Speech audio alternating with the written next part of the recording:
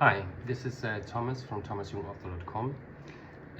This morning I already recorded a video, but I have a little, update on the gangstalking I've been experiencing. The gangstalkers, they basically follow you everywhere. I'm basically constantly followed. You can see them, you can tell who they are often, not always, but often. And today I encountered such a person at the gym. Because at first glance he doesn't really look like one of the gang stalkers. But then I noticed it. I could see it. He had a girlfriend with him, which was a little strange, but he acts like she's his girlfriend, but you can see he's a faggot. What you can also tell about him, he's the kind of guy that a lot of Dutch people find attractive. He looks like almost like a caricature of sort of the ideal looking Dutch guy. He has a sort of wavy hair as if he's going to the beach, and he has a sort of outfit, and he's too cool for school, and he's but he's really clumsy at it, and he's also hot in a way. Like Dutch people are often hot, like he's from a distance hot, and when you say, oh, that's a nice looking guy, but when he comes closer you think, oh, not so hot, and that's the kind of guy I encountered today at the gym. And I could tell that he was one of the perpetrators, but first of all, he was fucked up on methamphetamine. You can tell. He had a rough night. And then I was thinking, what is he doing at the gym then if he's so fucked up? And why is he here with his girlfriend? And was he sent here? Was he sent here to keep an eye on me? Was he sent here to look at me? Well, I guess he did. You could also see he couldn't do any weights. He was too weak, and he was also very, very skinny, like the kind of skinny you get when you only do methamphetamine. The gay world and the gangstalking world is all about methamphetamine. Methamphetamine is part and parcel of that world, and also changed that culture for the worse.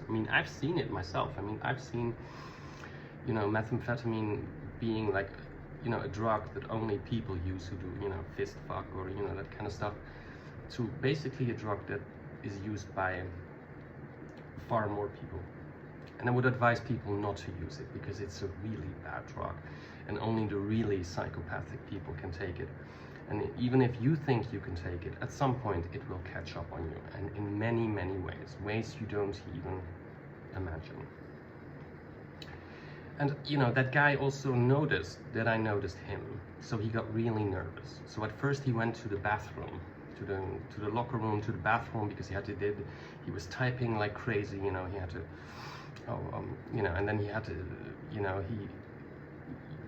he wasn't basically doing anything, and he was constantly trying to get away with me. So every time I got close, he got really nervous. So one time I walked up to him, and then he really got scared, and then I took his phone out of his hand and I threw it on the floor because he was texting again. And then his girlfriend his so-called girlfriend got really mad, and then I said, okay, I got a little upset, and I think, oh, let's go home.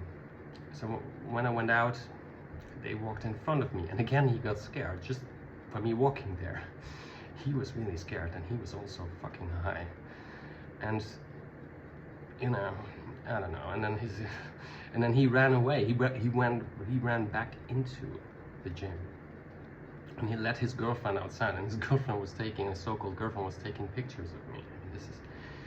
This is so fucked up. These people, will never leave me alone.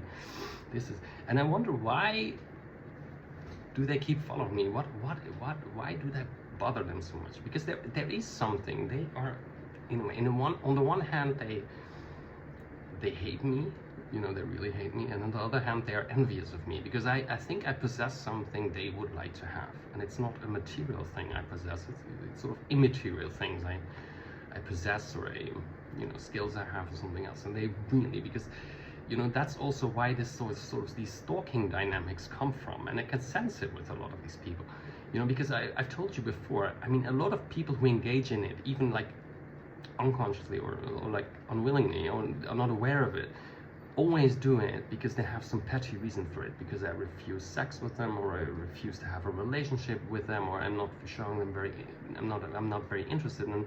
I'm basically just a projection for them in their head, or what you call an interject or something. It is really that, and I you know, and so why are they so obsessed? I think also because I think they know I'm a danger to them. Because if I find out things about them, if I find out, I will expose them. And today you could see that again. I mean, why put so much effort into me? I mean, I'm just a simple guy from Germany. I mean, I have no power. I have not, you know, not in the sense they have power, you know, if you know what I mean. I don't do anything, you know, because, you know, if they would have let me alone, why, nothing much would have happened. But then again, no, I think no, because, you know, they know that because they prevented me from seeing any other gay people. They badmouthed me so badly that nobody ever wants to touch me, and intimidated people. I mean, they went even so far as give people money, you know, to give them information about me or keep them away from me. So they have now isolated me, and you know, I also think about the many times I escaped my death. You know, I mean, that was not only my that was not only of my doing. I mean, I got help from good people. You know, people helped me stay alive, so I'm really grateful for them. Many people have helped me save my life. But I think also to a certain extent, they cannot believe that I'm still alive. You see, because guys like this, the guy today at the gym, this is what internalized homophobia, which is a huge buzzword in the gay community, and also the main concept to coerce people to adopt the gay identity. That is what internalized homophobia looks like. He is a homosexual, and he hates being a homosexual, and therefore he hates other homosexuals, and he thinks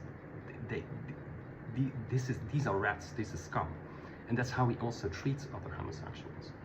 But because of his looks, and because he is sort of what you call straight acting, real straight acting, a lot of these, you know, sort of gay guys, criminal gay, they like to sleep with him because he is something, you know, of what he supposedly represents. But if you look close at him, he looked disgusting. I mean, his clothes were filthy.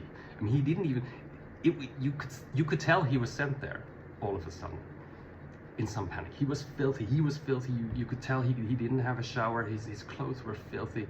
I mean, he was so fucked up on drugs. And I mean, don't you think other people notice? I mean, and I mean, how sad a person are you? I mean, he's not, because first of all, at first I thought, oh, he's one of the top guys, but he cannot be because, you know, he shows no discipline. So yeah, that was another episode today, which was interesting. And this is something I encounter now.